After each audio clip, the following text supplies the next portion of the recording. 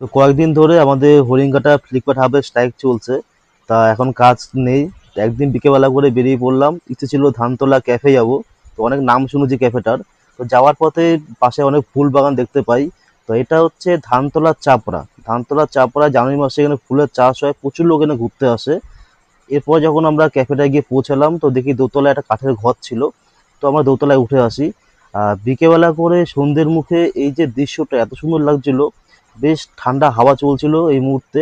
এরপর যখন সন্ধ্যেটা হয়ে আসে, সন্ধ্যের মুহূর্তে আকাশের এই যে কালারটা, মানে আমি যেহেতু মানে আর্টিস্ট লাইনে আছি, তো আমার কাছে এই বিষয়গুলো খুব ভালো লাগে। মানে এই যে কালারটা এত সুন্দর লাগছিল, এত মুগ্ধ হয়েছি।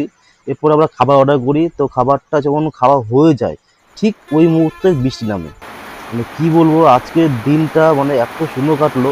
বিকেলে সন্ধ্যের ওই দৃশ্য, তারপরে আবার এই বৃষ্টিটা, আর এই কাঠের ঘরে বসে বৃষ্টির ওয়েদারটা এত সুন্দর লাগছিল।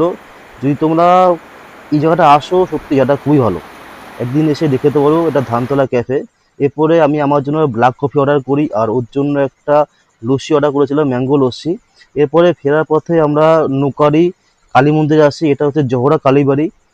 সত্যি কথা বলতে বছর দুয়েক আগে এখানেই আমি বিয়ে করেছিলাম আমরা।